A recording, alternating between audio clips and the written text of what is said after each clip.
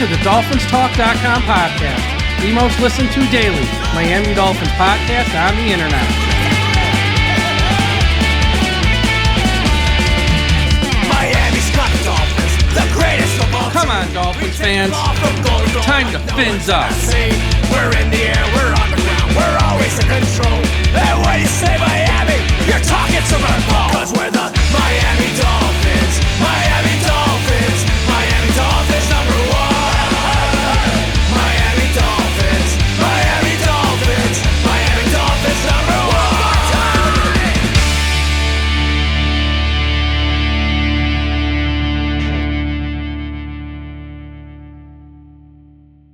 Hello, Miami Dolphins fans. How are you today? And thank you for listening to the DolphinsTalk.com podcast on this Friday, June the 13th, Friday the 13th. But I have a very special guest for everyone today. Second-year Miami Dolphins wide receiver, Malik Washington. Malik, how you doing today? Man, I'm doing great, man. Happy to be here. Yes, happy to have you talk a little bit of Miami Dolphins football now that OTAs are over, mini camp's over. But the first question I got to ask you is probably the most important one I'm going to ask you. You made a number change this offseason, I believe. You went from 83 to 6. What was the mindset between going from 83 to 6? Yeah, I mean, I think it's a couple things into it. So for me, I wore the number in college. I wore number 6 at Northwestern, and that was kind of a number that was near and dear to me. I feel lighter in it. I feel slimmer in it. My little brother wore it when he played football, and so Nice. kind of just a number that stuck with me. And of course, the 83, that's Mark Clayton's number. I'm gonna let Mark Clayton have it when he, he's done some great things here, so I'll let that be his number. Yeah, Mark Clayton, an iconic player for the Dolphins back in the 1980s. And because I saw, they go, man, he changed number 6. I must have missed that announcement, but that's awesome.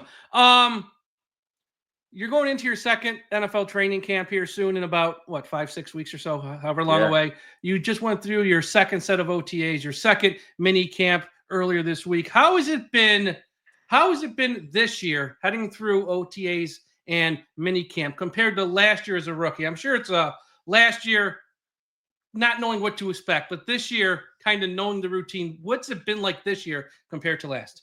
Yeah, I think that's the biggest difference. Just coming into it last year, everything is brand new to me, and I'm still learning. I'm still really trying to grasp the playbook. I'm trying to get a feel for the teammates around me, the coaches around me.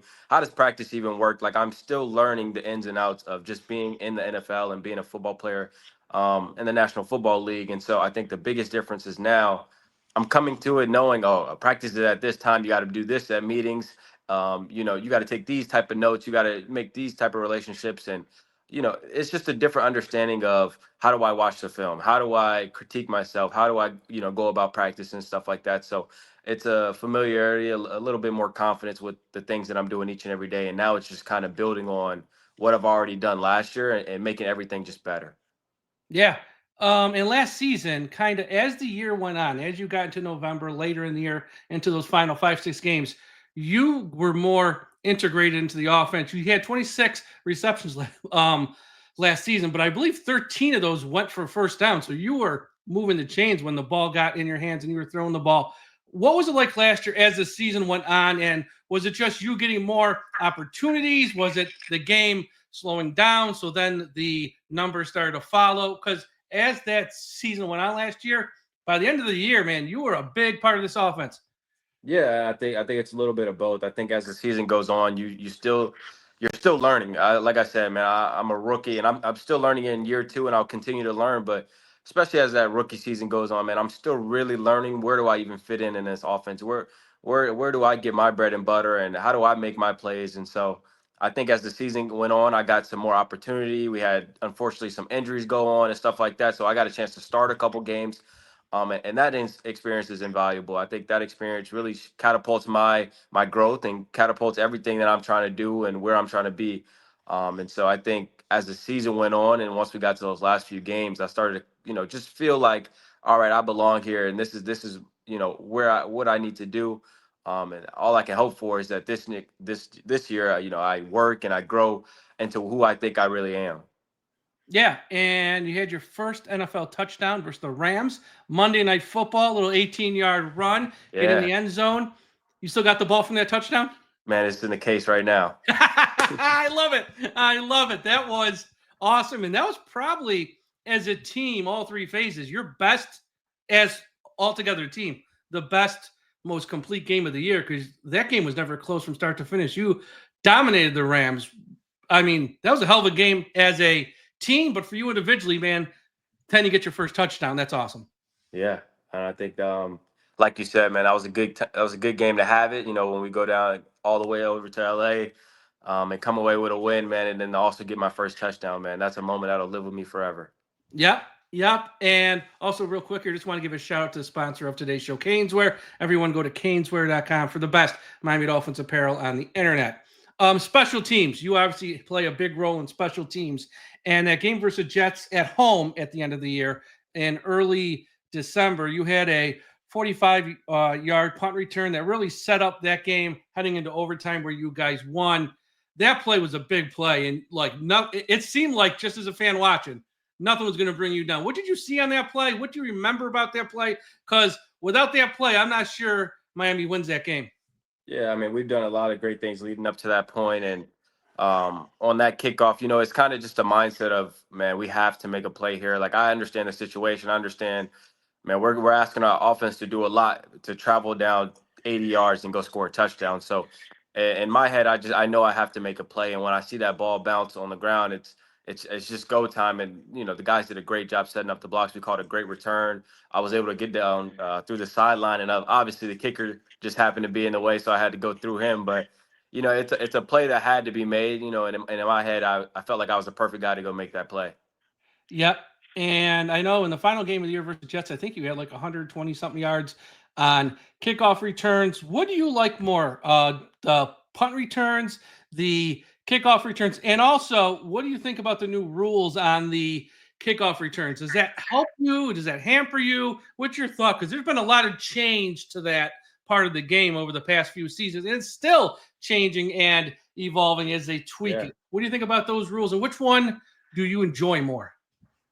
I'd say, I mean, I think when you have the ball in your hands as a punt returner, you enjoy it a little bit more. It feels like it's just you versus 11 other guys. As a kick return, you know, I think, you know, catching the ball is a little bit easier, and Yeah. and like being able to get the play started is a little bit easier. But at the end of the day, both phases, you just need to make sure you have the ball. And I think any chance I get to have the ball in my hands, man, I'm going to try to make the most of it. And with the new kickoff rules and everything that's happened in that, you know, in that atmosphere, I think for me, it's really granted me another opportunity to prove that my worth on this NFL and the NFL and my worth on the Miami Dolphins is greater than just being a receiver, is greater than just blocking and stuff like that. I think I can provide, you know, both value and special teams in the wide receiver room. I think me getting a kick return and getting hit on that and having to get back up and go on to offense is a little tough. But you know, any way I can show you my value, any way I can make a play for the fans and for the organization, I will. Yeah. One of the topics that sort of came up this week at the mini camp that's sort of been talked about is the culture of the locker room. And I know there were some reports that the offensive line went out together and did Pilates, I believe. And then there was a paintball game, I think, put together by Zach Sealer and some other guys for that group. And I think the tight end room, they went out for a meal. Have you seen a change with that this year with the culture where some of the guys trying to do more team stuff with just the position groups, and has the wide receiver room done anything sort of like that so far? Yeah, I mean, I can't speak too much on it just because Yeah, I my know. only year was last year, and you know, I'm sure those guys have seen tremendous growth over the last few years. But what I can say is that this year, man, it's a serious approach to every single day. It's a serious approach to our work. It's a serious approach to our meetings, and it's a serious approach to our off the field chemistry. I think us growing as a brotherhood is only going to make us better on the field, and so the wide receivers, we get together and we go to dinner. We'll probably get together this summer and do something. Anytime somebody's working out, man, they'll invite us out. So I think as a collective group and as a collective team, man, we're just really striving to make any change, any positive reinforcement, any positive, you know, markers that we can have as we go into this next season, because we want this season to be our best season. Absolutely, absolutely. Last year, 6th-round pick by the Dolphins, 2024 draft. In the lead up to that draft, were the Miami Dolphins on your radar? Did they sort of talk to you at all in the months of, February, March, and prior to the draft and that lead up, or was it a surprise when you got the phone call? Oh, it's the Miami Dolphins. Like, what was that process like for you? Yeah, I would say I only spoke to the Dolphins maybe one time in that draft process, and that happened to be at the combine. And at the combine, you get a Speak to chance to everybody. speak to, yeah, you get a chance to pretty much speak to all the teams. So for me, it just felt like another routine interview, another chance to just put, my worth out there. So I didn't really get a chance to talk much, about the Miami Dolphins to the Miami Dolphins. Didn't know much about Mike McDaniel except for what I saw on Twitter. So it was a whole different, feeling when I look down at my phone and it's saying like the Miami Dolphins and stuff. And so when I get that call and I'm just thinking about, man, Tyreek Hill, Jalen Waddle, Tua Tucker, like I'm thinking about all the guys on that team and the amazing coaches and stuff. I knew this was a perfect spot wherever I fell in the draft, man. It wasn't about that. It was about where you land and the opportunity that you'll be presented with. And I think getting that call, I knew I'd get a pretty good opportunity to just be on this team and to make something happen with it. Yeah. In college, you started off at Northwestern and had a great 4 years there. But then you went to Virginia and your numbers exploded. You had 110 receptions your final year there, 1,426 yards, 9 touchdowns. What was the factor for that explosion on the field where you had over 100 yards per game and stuff like that to put up those numbers at Virginia compared to your time at Northwestern? Yeah, I think that's just a case of opportunity meeting preparation. It's a case of all the work that I've put in and everything that I've done and my belief system, the people that have supported me, um, all of that stuff came to life in that last year. And so I got a chance to be with amazing coaches and Coach Mims, Coach Elliott, Coach Des Kitchens. All those guys came through for me and they made everything I asked them for come true. And I approached them when I first met them. Like I told them, hey, this is the season I expect to have. This is the season I'm going to work for. Do not take the gas off every single day. Coach me as hard as you can because this is what I wanted. I want to make it to the next level. And they believed in me. They took that into consideration. And they were serious about their work. So I had no choice but to be serious about mine. Yeah, and your head coach there was Tony Elliott, who, from everything I've read, is just an outstanding man. Walked into a tough spot there, and he sort of turned them around. He's almost got, I think last year they won 5 games. They almost went to a bowl. From where they were, that's like a huge accomplishment, and they're still taking those steps to get better. What was he like to play for, and how does he compare and contrast to Mike McDaniel? Because to me, as like an outsider, they seem like they might be total opposites in some ways as just a personality, but I know he's a great coach who's really done great things there.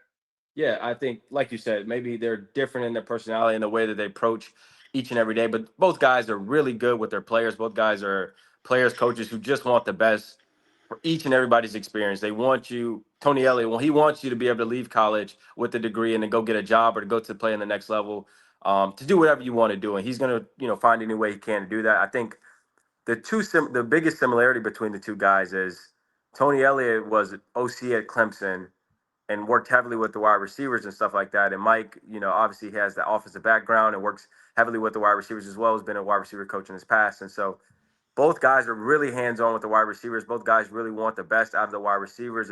They both, strive to just have great offenses and guys that move the ball. And Tony Elliott, man, he's seen the best of them with T. Higgins, Justin Ross, all those guys, that Sammy Watkins, to name a few. And so I knew that me going there, he knew what it took. He knew what it looked like to be an NFL caliber receiver. And so being able to grow from him and to learn from him, and then also having this opportunity with Mike, just to keep growing my game and to keep getting better.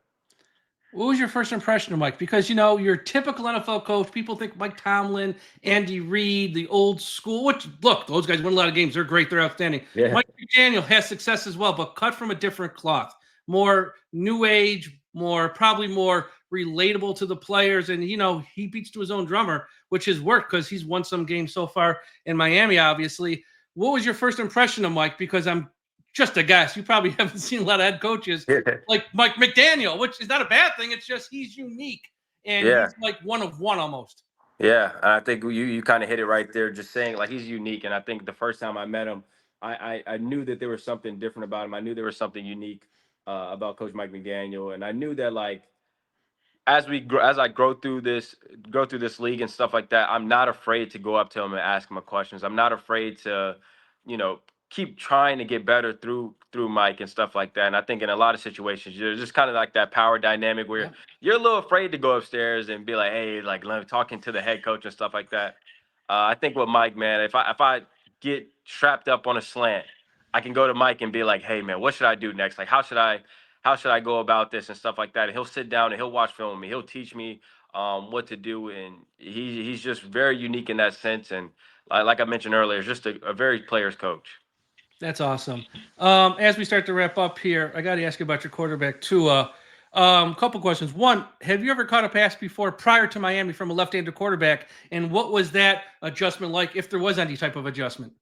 Yeah, I really I haven't much. I had a left-handed quarterback like my sophomore year of high school. A But I think it's a little different, like the little high school different guys level here. throwing A the little different ball. Yeah, yeah, competition level. yeah. So I mean, when the high schooler is a left-handed throwing the ball, you don't think too much of it. The zip's not gonna be coming off Yeah. of it like it is. It's not gonna land right where you think it is. But I think Tua, man, he's just a different dude, and he's a different dude with the ball in his hands. He's a different dude with the ball not in his hands. So I think being able to play with him, especially being left-handed, having to make that adjustment, but being around him, he's going to help you make that adjustment. He's going to help you with whatever you need. And so it's been great playing with Tua. Yeah, and you know, we always hear about him as quick release, pinpoint accuracy. As someone who's out there with him, what's it like with the accuracy? Because I think that's probably his best trait, I would say. If it's going to be there, the ball, it seems like to us, at least from the outside, that ball's there. Would you agree? And what's it like just playing with him overall on the field with what he brings to the table? Yeah, I think with Tua, man, it's very imperative that you make sure you're on your best game, and that you're playing lights out, that you're getting open for him, and that you're doing everything you can because he's gonna make the throw. And you have to understand that, man. Like it's not high school, it's not college anymore. You're not waiting on the ball. You're not looking around. The ball's gonna be there, and you have to trust that Tua's gonna put it there. And pretty much every single time he does, he hits you on that landmark. And if you're not to that landmark, that's on you, type of situation. So. I think the trust, just the relationship we have with Tua and understanding, man. Tua is one of the greatest to do it, man. He's gonna put it right where he's supposed to be, and it's on you. It's your job to be there. So, like I said, man, playing with Tua is great. Having an opportunity, like I was on the couch watching Alabama games, watching 13 just sling the ball around, never thinking like I'd be catching from him one day. So, it's just an amazing opportunity. That's awesome. That's awesome. And thank you so much for a few moments of your time here, Malik. I will say, I've been doing this a long time. I've been on a podcast for over 9, 10 years. I've been doing stuff. You are one of the fan favorites who the fans have rallied around rather quickly for only being here a year. Everyone's rooting for you. Of course, everyone's rooting for the team to have a lot of success this year. But just know this fan base loves you and they're rooting for you. And let's hope 2025 is much better than 2024, and let's get some things done on the field this year. And thank you so much for a few moments of your time. Of course, I love you guys too. All right, everyone, thank you for listening. We'll be back with more shows probably over the weekend next week, and have a great Friday. Hi, everyone. Mike here from DolphinsTalk.com. Real quick, I just want to give a thank you for watching this video. Please be sure to smash that like button and subscribe to our channel. Also, just want to say thank you for all the support you provide us here at DolphinsTalk.com and have over the many years. We thank you, thank you, thank you. It's much appreciated. Without you, there would be no us. I know there are so many other podcast options out there these days, whether it's true crime, the NBA, Major League Baseball, news, politics, and of course, other Miami Dolphins podcasts as well. We really do appreciate you taking a few minutes out of your day, each and every day, to watch our stuff here at DolphinsTalk.com. Also, if you like this show and want more content from us, please be sure to sign up for Dolphins Talk Extra. Go to patreon.com/DolphinsTalk. We have a private message board where you can interact with only extra members and ourselves here, the staff at the website. We have extra podcasts about the Dolphins and also extra podcasts not about the Miami Dolphins. And we give away a ton of prizes. We have a ton of contests that are exclusive to Dolphins Talk Extra members. We give away autographs, memorabilia, jerseys, hats, all that fun stuff. So everyone, please be sure to go to patreon.com/DolphinsTalk. It's $3 a month. It's really cheap. You'll have a lot of fun. Trust me. But once again, thank you so much. Everyone have a great day.